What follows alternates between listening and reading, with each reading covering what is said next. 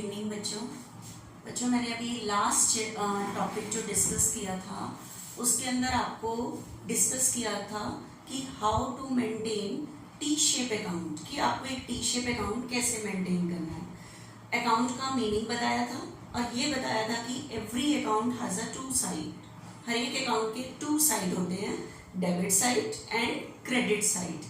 ठीक है, लेकिन कब हम किस अकाउंट के डेबिट में लिखें, कब इस अकाउंट के क्रेडिट में लिखे, तो इसके लिए मैंने आपको दो अप्रोच बताई थी, दो सिस्टम बताए थे, American system and English system.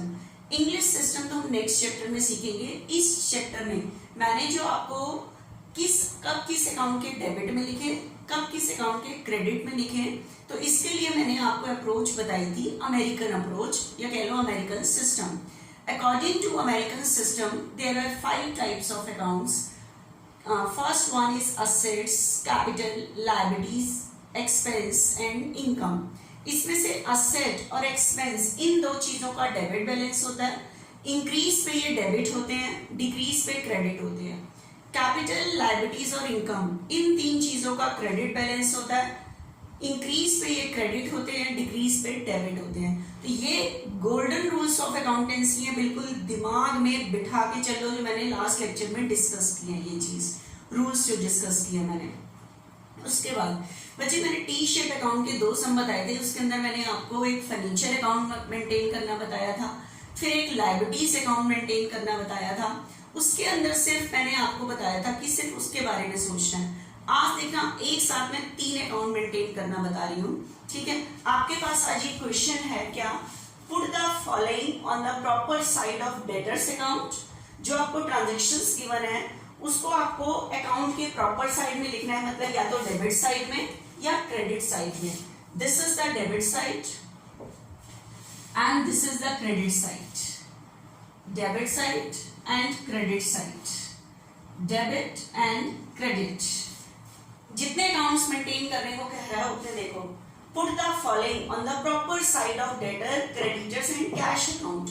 3 accounts maintain करने हैं और ये आपकी बुक में इलस्ट्रेशन है बच्चे 19।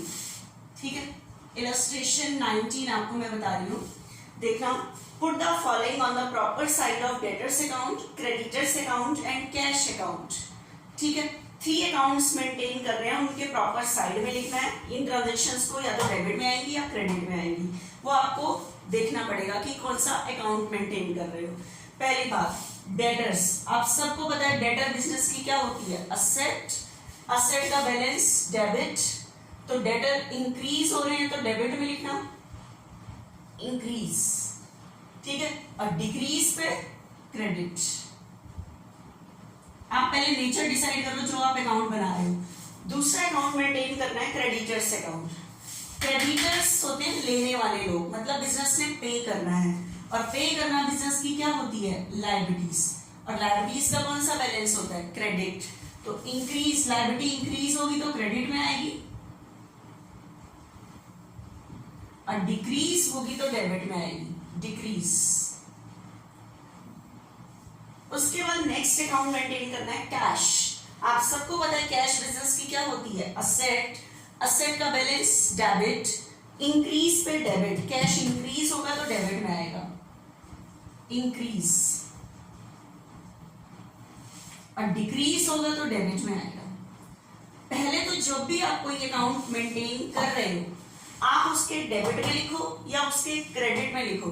पहले तो आप देखो जो आप अकाउंट बना रहे हो, जो मैंने आपको 5 टाइप्स के अकाउंट्स बताए हैं, वो नेचर में क्या है, असेट है, कैपिटल है, लाइबिलिटी है, एक्सपेंस है या इनकम है।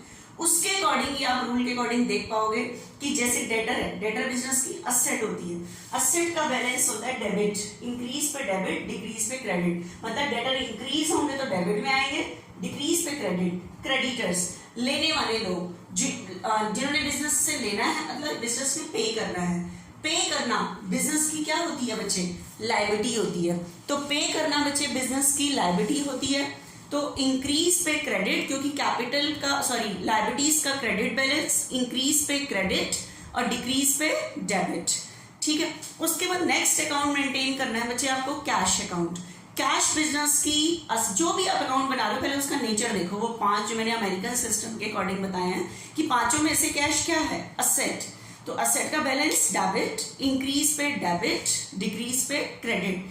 तो अब जो ट्रांजेक्शन्स हैं, आपको मैंने बताया था कि every transaction has two effect. उस दिन तो आपने सिर्फ एक अकाउंट बनाया था, तो सिर्फ आप उसके बारे में सोच रहे थे कि फर्नीचर इंक्रीज हो रहा है डिक्रीज, लेकिन अब देखो ध्यान रखना 3 अकाउंट पे अफेक्ट आएगा ट्रांजेक्शन का।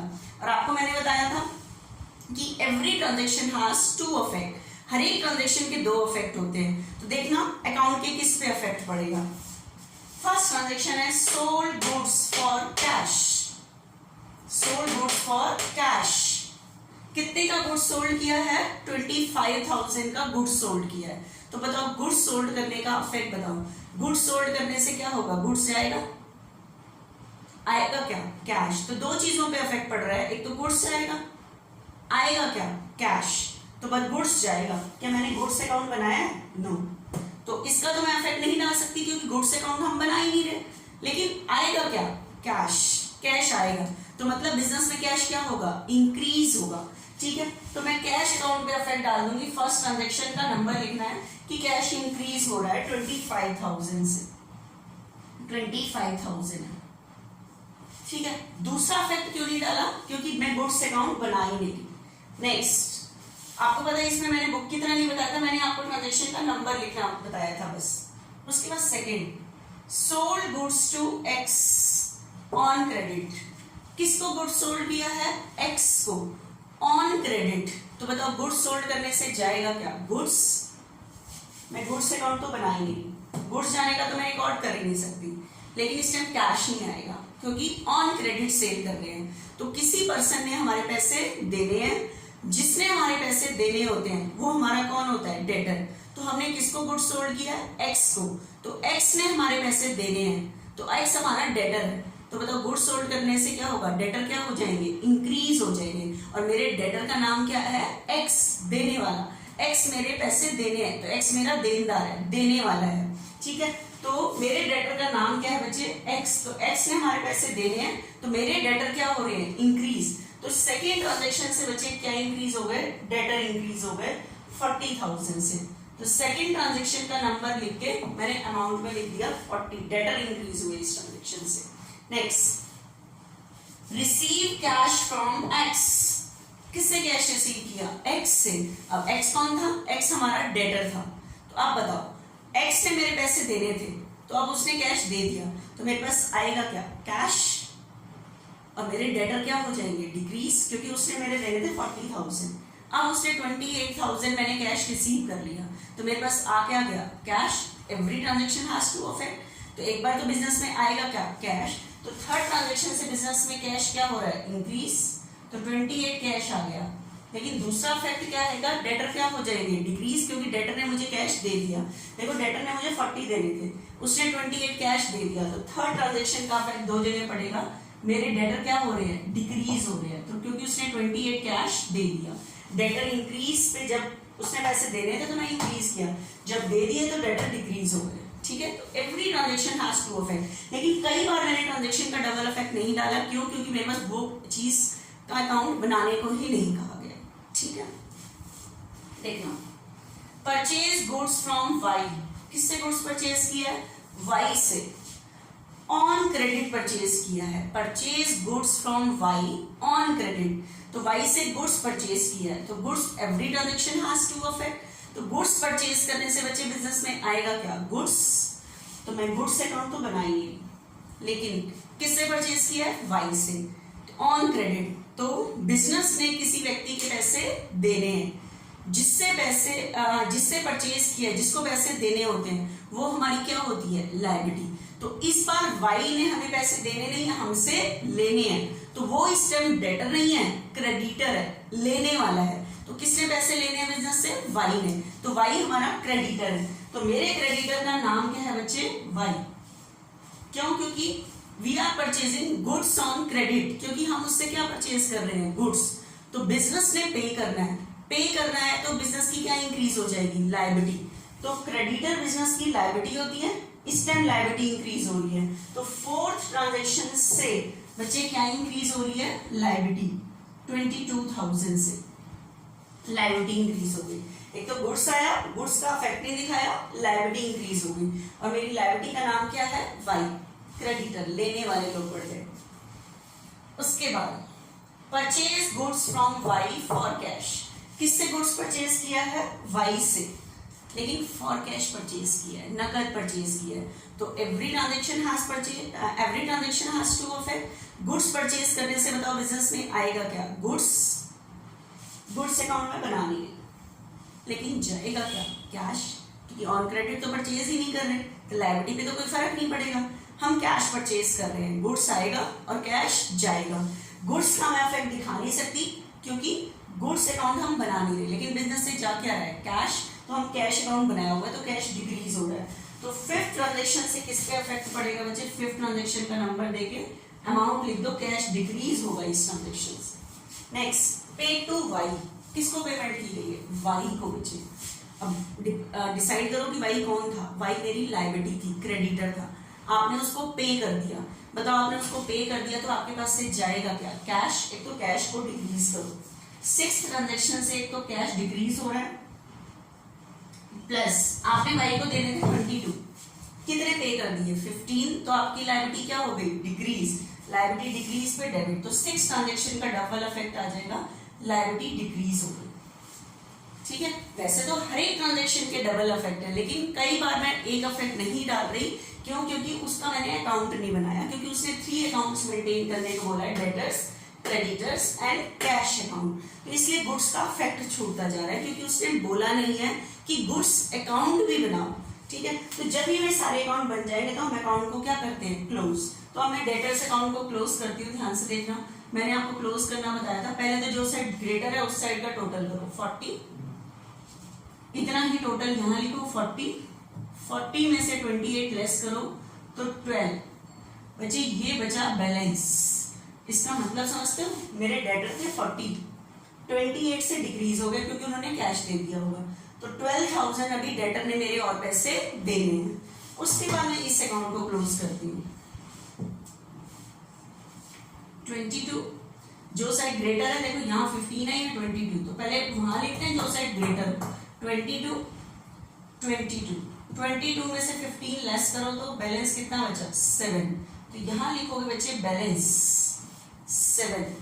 ठीक है, इसका मतलब समझते हो, हमारी लायबिलिटी थी बच्चे बिजनेस की 22, 15 हमने पे कर दी, कितनी लायबिलिटी बची हुई है? 7।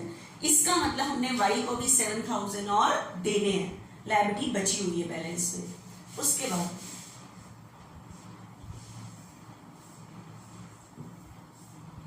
अब देखो, यहाँ का टोटल है 53 और यहाँ का टोटल है 23, तो कौन सा साइड ग्रेटर है? डेबिट। तो 53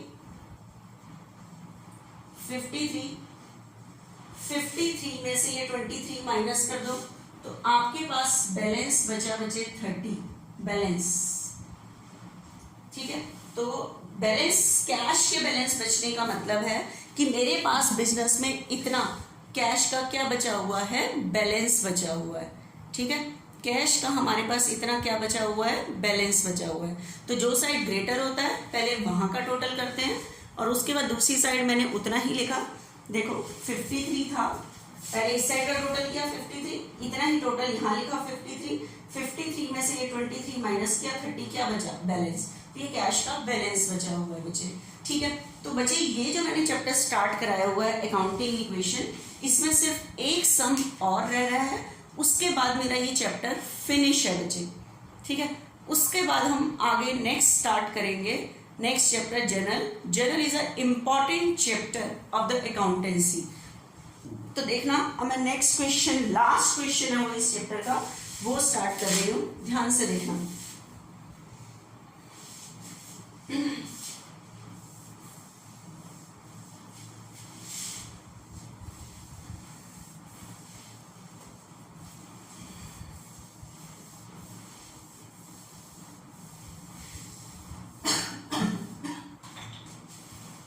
देखना चाहिए आपके पास नेक्स्ट बोल रहा है क्वेश्चन में, from the following particular prepare proprietor capital account.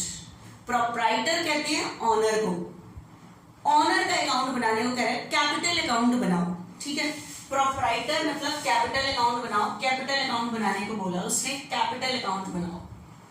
एक ही अकाउंट बनाने को बना रहा है, सिर्फ capital account, proprietors capital account. Proprietor कहते हैं ऑनर को, कैपिटल अकाउंट बनाने को कह रहा है, prepare capital account, particular amount, particular कहते हैं डिटेल को शॉर्ट फॉर्म में, अमाउंट। अब किसी भी, अब मुझे क्या पता मैं कैपिटल के डेबिट साइड में लिखूं या कैपिटल के क्रेडिट साइड में लिखूं। तो अमेरिकन सिस्टम के अकॉर्डिंग पहले आप जो मैंने 5 टाइप्स के अकाउंट्स बताए उसका नेचर बताओ। कैपिटल अकाउंट ऑनर का अकाउंट होता है, और कैपिटल का कौन सा बैलेंस होता है? कैपिटल का बैलेंस होता है बच्चे क्रेडिट। इंक्रीज पे क्रेडिट, कैपिटल इंक्रीज होगी तो क्रेडिट होगी, डिक्रीज पे क्या होगी? डेबिट। तो कैपिटल ट्रांजेक्शन से इंक्रीज हो रही है तो क्रेडिट में लिखना, ये कैपिटल का इंक्रीज साइड है, ये कैपिटल का डिक्रीज साइड है। ठीक है, अब स्टार्ट करते हैं। सबसे पहली ट्रांजेक्शन है started business with cash. First transaction है बच्चे started business with cash. Started business with cash, started business with cash ₹75,000। अब मुझे बताओ, every transaction has two effect. आपने अकाउंटिंग इक्वेशन का भी सम सॉल्व किया है। आप बताओ, जब स्टार्ट करते हैं कौन पैसे लगाता है? ऑनर। तो एक तो बिजनेस में क्या आता है? कैश। तो मैं कैश अकाउंट तो बनाएंगे नहीं। दूसरी बात किस में लिखते थे आप? कैपिटल। ठीक है, तो बताओ जब ऑनर लगाएगा तो कैपिटल क्या हो जाएगी? इंक्रीज। बिजनेस की तरफ से सोचना है, ऑनर की तरफ से नहीं सोचना। तो बिजनेस में आप जब अकाउंटिंग इक्वेशन लिखते थे तो कैश में लिख देते थे और कैपिटल में। कैपिटल इंक्रीज हो जाती है लगाने से। ठीक है, तो फर्स्ट ट्रांजेक्शन से कैपिटल क्या हो रही है? इंक्रीज। तो मैंने इंक्रीज साइड में लिख दिया, बिजनेस में कैपिटल इंक्रीज हो गई। Next transaction withdraw from business for personal use. Withdraw from business for personal use. Amount कितनी है ये वाली? 10,000 है बच्चे। Withdraw from business for personal use. Personal use, withdraw from business for personal use. Personal use के लिए withdraw किया। तो बताओ पर्सनल यूज के लिए आपने कभी भी सोचना है तो every transaction has two of it. Business में बैठ के सोचो, ऑनर बिल्कुल सेपरेट है। तो बताओ पर्सनल यूज के लिए कौन निकालता है? ऑनर। तो एक तो बिजनेस से जाएगा क्या? कैश। तो मैं कैश अकाउंट तो बना ली। ठीक है, तो बताओ जब निकालेगा कैश तो बिजनेस से कैपिटल क्या हो जाएगी? डिक्रीज। तो कैपिटल ही अकाउंट बना रही हूँ। इस ट्रांजेक्शन से, पहली वाली ट्रांजेक्शन से कैपिटल इंक्रीज होगी, निकालेंगे तो कैपिटल क्या हो जाएगी? डिक्रीज। तो सेकंड ट्रांजेक्शन से बच्चे कैपिटल क्या हो रही है? डिक्रीज। 10,000 निकाले हैं इसमें बिजनेस से। नेक्स्ट बच्चा life insurance premium paid. Third transaction है life insurance premium paid. Life insurance premium paid ₹13,000। अब लाइफ इंश्योरेंस क्या होता है वो ध्यान से समझना बच्चे। बच्चे आपको पता है कि हम अपने लाइफ का इंश्योरेंस कराते हैं। पहली बात तो इंश्योरेंस क्यों कराते हैं? लाइफ इंश्योरेंस क्यों कराते हैं? आप देखो एक फैमिली है, अगर फैमिली में कमाने वाला एक व्यक्ति होता है, ठीक है, अगर भगवान ना करे उसकी डेथ हो गई तो उसके ऊपर जो डिपेंडेंट चाइल्ड होते हैं, बच्चे होते हैं, घर में और भी होते हैं, अगर मान लो कमाने वाले की डेथ हो गई तो उसके पीछे जो डिपेंडेंट चाइल्ड है, उसके घर वाले हैं, तो उनका गुजारा कैसे होगा? तो इसके लिए लाइफ इंश्योरेंस जो कॉर्पोरेशन है, लाइफ LIC है, उन्होंने एक सिक्योरिटी प्रोवाइड की है। क्या प्रोवाइड किया है? कि अगर वो कमाने वाला अपनी लाइफ का क्या करा लेता है? इंश्योरेंस करा लेता है। मान लो मैंने अपनी लाइफ का इंश्योरेंस करा लिया है। जब हम लाइफ का इंश्योरेंस कराते हैं, एक तो मुझे LIC को, लाइफ इंश्योरेंस कॉर्पोरेशन कंपनी को अमाउंट बतानी होती है कि मुझे कितने रुपए का इंश्योरेंस कराना है। जैसे मैंने लाइफ इंश्योरेंस कंपनी को बता दिया है कि मैंने 10 लाख रुपीस का इंश्योरेंस कराना है। इसे कहते हैं एश्योर्ड अमाउंट। जितने रुपए का हमें इंश्योरेंस कराना होता है उसे हम कहते हैं एश्योर्ड अमाउंट। एक तो हमें इंश्योरेंस कराते टाइम ये बताना होता है हमें कितने रुपए का इंश्योरेंस कराना है, प्लस टाइम पीरियड कितने टाइम का कराना है, 10 ईयर्स का, 20 ईयर्स का। मान लो मैंने 10 ईयर्स का कराया है, ठीक है। अब देखो, एक तो इंश्योरेंस कराते टाइम हमें एलआईसी को ये बताना होता है हमें कितने रुपए का इंश्योरेंस कराना है प्लस कितने टाइम का कराना है, ठीक है। इंश्योरेंस कराने के बाद हमारी लाइफ की सिक्योरिटी, ठीक है, लाइफ का जो है वो किसके हाथ में आ गया, एलआईसी में। वो आपको सिक्योरिटी प्रोवाइड करेगी, ठीक है। कैसे सिक्योरिटी प्रोवाइड करेगी, और फ्री में इंश्योरेंस नहीं होता बच्चे। इंश्योरेंस कराने के लिए इंश्योरेंस कंपनी हमसे कुछ चार्जेस लेती है, that is called insurance premium. Insurance premium, insurance कभी भी फ्री में नहीं होता, इसके लिए इंश्योरेंस कंपनी हमसे कुछ चार्ज करती है, that amount is known as insurance premium. उसे हम कहते हैं बच्चे इंश्योरेंस प्रीमियम कहते हैं, ठीक है। अब वो कितना चार्ज करती है वो जब हम इंश्योरेंस कराते हैं इंश्योरेंस कंपनी वाले बता देते हैं। और ये प्रीमियम आपको मंथली भी पे करना पड़ सकता है, क्वार्टरली 3 महीने के बाद भी, 6 महीने के बाद भी, और जो मैक्सिमम होता है वो एनुअली होता है, साल साल का भी दे सकते हो, 3 महीने के बाद, 6 महीने, 1 महीने, जो आप पे डिपेंड करता है। साल के फिर मैक्सिमम होता है साल वाला, ठीक है। मान लो साल की अगर आपकी किस्त डिसाइड हुई है वो इंश्योरेंस कंपनी बताती है आपको कितनी, ठीक है। मान लो आपकी साल की किस्त जाती है 30,000 किस्त जाती है। अगर हमने इंश्योरेंस कराया है, ठीक है, 30,000 दिया, फिर हमने 30,000 दिया। अगर मान लो जिस व्यक्ति ने इंश्योरेंस कराया है फर्स्ट ईयर में उसने इंश्योरेंस दिया, प्रीमियम दिया, सेकंड में दिया, और भगवान ना करे उस व्यक्ति की यहाँ पे डेथ हो गई थर्ड ईयर में, ठीक है, तो अब बताओ इंश्योरेंस कंपनी क्या करेगी, आपके घर वालों को 10 लाख रुपीस दे देगी। अब ये नहीं कहेंगे ये तो फायदा हो गया कि हमने दिए तो 60,000 रुपए थे, इंश्योरेंस कंपनी से हमें 10,000 रिसीव हो गए। बच्चे किसी की लाइफ का क्या नहीं किया जा सकता, वैल्यूएशन नहीं किया जा सकता। लाइफ इंश्योरेंस कंपनी सिर्फ जो डिपेंडेंट बच्चे होते हैं उनके पीछे, तो उनके गुजारे के लिए एक सिक्योरिटी प्रोवाइड करती है। ये नहीं कह देंगे 60 देंगे तो हमें तो फायदा हो गया, 10 लाख मिल गए इंश्योरेंस कंपनी से, इसे बेनिफिट नहीं कह सकते हम। Life insurance company provide the security. आप लोगों को क्या प्रोवाइड कर रही है, सिक्योरिटी।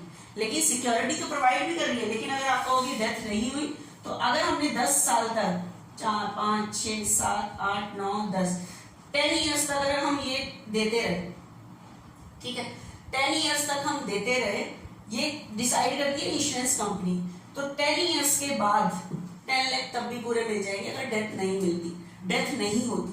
तो इंश्योरेंस कंपनी सिक्योरिटी भी प्रोवाइड करती है कि बीच में अगर डेथ हो गई तब भी पूरे दे देगी, अगर डेथ नहीं होती तो टाइम पीरियड पूरा होगा तब भी दे देगी, ठीक है। तो लेकिन फ्री में नहीं होता, इसके लिए हमें प्रीमियम पे करना पड़ता है जो हमारे लिए एक्सपेंस है, ठीक है। तो अब ध्यान से सुनना, ये जो एक्सपेंस है हमारे पास ट्रांजेक्शन आ रही है life insurance premium paid. Life insurance owner की लाइफ का जो इंश्योरेंस हुआ है उसके लिए प्रीमियम पे किया गया है। क्या पे किया गया है, प्रीमियम। तो प्रीमियम पे करने से बिजनेस से जाएगा क्या, कैश। और लाइफ इंश्योरेंस प्रीमियम किसका कराया गया है, ऑनर का, उसकी लाइफ का। तो उसके ऊपर जो प्रीमियम पे हुआ है ये बिजनेस का पर्सनल एक्सपेंस है। कैसा एक्सपेंस है, पर्सनल। तो पर्सनल यूज के लिए बिजनेस से पैसे निकाले गए हैं, तो बिजनेस से जाएगा क्या, कैश। तो कैश तो अकाउंट बना नहीं रही, लेकिन पर्सनल यूज के लिए पैसे निकाले हैं, तो कैपिटल क्या होगी, डिक्रीज। तो इस ट्रांजैक्शन से भी कैपिटल क्या होगी, डिक्रीज, और डिक्रीज में होती है डेबिट 13,000। आगे चलना, सोल्ड पर्सनल इन्वेस्टमेंट। आपके पास नेक्स्ट ट्रांजैक्शन आ रही है बच्चे, ध्यान से देखना, sold, fourth transaction, sold personal investment. Sold personal investment worth ₹15,000, worth ₹15,000, ठीक है, at a profit at 15% profit, 15% profit and brought into business on the same day, and brought into business on the same day। अब क्या मतलब इस चीज का ध्यान से समझना। बच्चे मैंने आपको पहले बताया था कि we maintain the accounts on the behalf of business. हम जो अकाउंट्स मेंटेन करते हैं वो किसकी तरफ से करते हैं? Business. Everybody is separated from business. जब मैंने ऑनर को सेपरेट कह दिया तो और कोई रह ही नहीं गया। अब ध्यान से देखना, sold personal investment worth ₹15। Personal investment मतलब ऑनर ने अपने कोई घर की एसेट बेची है, इन्वेस्टमेंट कोई भी प्रॉपर्टी बेची है उसने अपने पर्सनल, ठीक है, कितने की बेची है? 15 की। एट अ 5% प्रॉफिट, कितने प्रॉफिट पे बेची है? 5%। 750, ठीक है, तो 15,000 की है, 750 प्रॉफिट पे बेची है, तो कितने में बेची है? 15,750।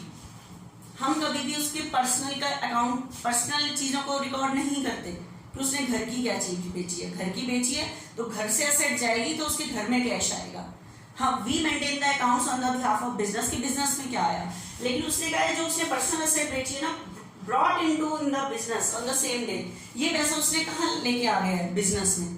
तो बताओ बिजनेस में आया क्या? कैश। तो कैश तो मैं बना रही नहीं, तो लगाया किसने? ऑनर ने। तो कैपिटल क्या हो जाएगी? इंक्रीज। मतलब आपने उसने घर की कोई एसेट बेची और जो पैसे आए वो बिजनेस में लगा दिए ऑनर ने, तो कैपिटल क्या हो गई? इंक्रीज। तो फोर्थ ट्रांजेक्शन से बचे कैपिटल क्या हो गई है? इंक्रीज। तो इतना पैसा जो बेचने से आया है वो इंक्रीज कर गया हमारी कैपिटल को। उसके बाद है loss for the year. Next transaction आपके पास यहाँ गिवन है, loss for the year. Loss for the year ₹5,000। आप बताओ, प्रॉफिट होता है, प्रॉफिट पे किसका राइट होता है? ऑनर का, तो कैपिटल इंक्रीज होती है। लॉस भी कौन सफर करता है? जब हम अकाउंटिंग इक्वेशन करते थे, प्रॉफिट होता था कैपिटल में ऐड कर देते थे, लॉस होता था कैपिटल में से क्या कर देते थे? लेस। तो लॉस हो रहा है तो कैपिटल क्या हो जाएगी? डिक्रीज, ठीक है। तो फिफ्थ ट्रांजेक्शन से बचे कैपिटल क्या हो जाएगी? डिक्रीज हो जाएगी 5,000। बस अब खत्म हो गया। तो उसके बाद में इस अकाउंट को क्या करती हूँ? क्लोज। ध्यान रखना ये टोटल वाली चीज आमने सामने होती है बिल्कुल, ठीक है।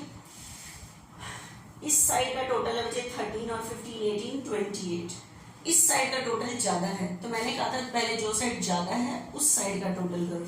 तो इस साइड का टोटल है बचे 90,750। इतना ही टोटल यहाँ लिखो, 90,750। इसमें से यहाँ तक का टोटल क्या कर दो? माइनस। तो ये आपके पास बचा है बचे बैलेंस 62,750। 62,750 ये क्या बचा है आपके पास? बैलेंस, कैपिटल का बैलेंस, ठीक है। तो बच्चे मैंने इस चैप्टर के अंदर जितनी भी चीजें थी वो आपको एक एक सम डिस्कस कर दिया है। From Monday we will start the next chapter, journal. Important chapter है।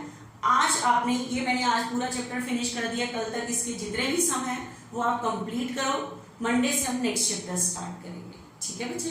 Thank you.